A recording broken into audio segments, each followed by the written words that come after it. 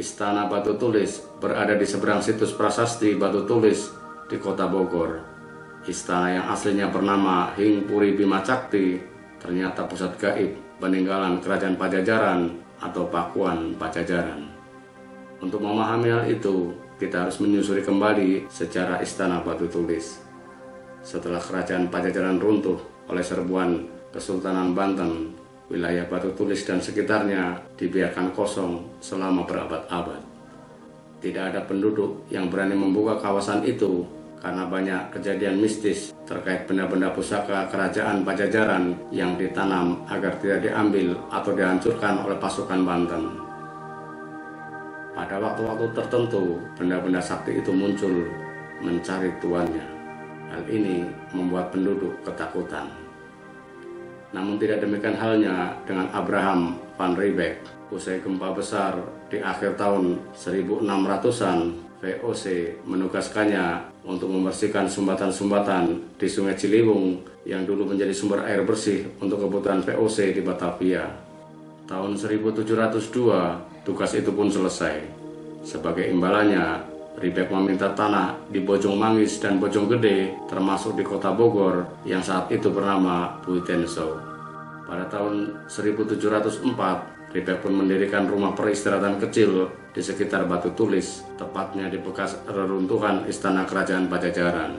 Sebagai ahli vulkanologi dan sejarah, Riebeeck paham arti pentingnya wilayah itu. Seiring waktu, warga pun mulai berani mendirikan rumah di sekitar kediaman Riebeeck. Daerah sekitar pun mulai ramai, terlebih setelah Gubernur Jenderal Hindia asal Inggris, Thomas Stamford Raffles, menemukan situs Istana Pajajaran secara lebih akurat.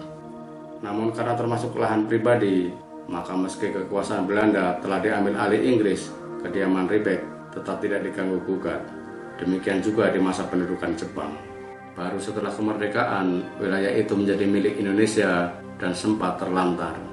Suatu ketika di awal tahun 1960-an, Presiden RI pertama, Insinyur Soekarno, menangkap adanya kekuatan supramistik di daerah tersebut. Soekarno yang dikenal memiliki ilmu kebatinan tingkat tinggi, sepertinya ingin menyatukan kekuatan Mataram dan Pasundan dengan cara mendiami bekas pusat kekuatan Pajajaran. Pada tahun 1961, Bung Karno membeli lahan itu dan menugaskan arsitek R.M. Sutarsono merancang bangunan yang akan digunakan sebagai rumah peristirahatannya.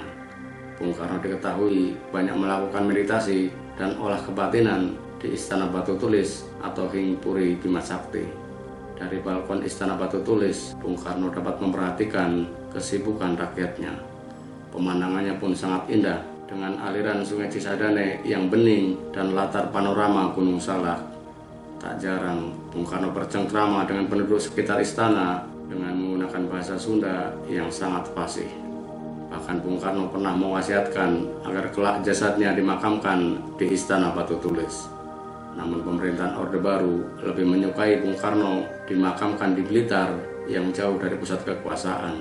Sebab Presiden Soeharto tahu Bung Karno masih memiliki kekuatan dan juga pengikut setia. Setelah Bung Karno wafat pada tahun 1971, Istana Batu Tulis dikuasai rezim Orde Baru. Kepemilikannya baru dikembalikan kepada keluarga Bung Karno pada tahun 2000 oleh Presiden Abdurrahman Wahid atau Gus Dur. Sampai saat ini, Istana Batu Tulis menjadi situs tertutup. Tidak ada yang bisa masuk kecuali atas izin keluarga Soekarno. Namun berbagai peristiwa mistis masih sering terjadi.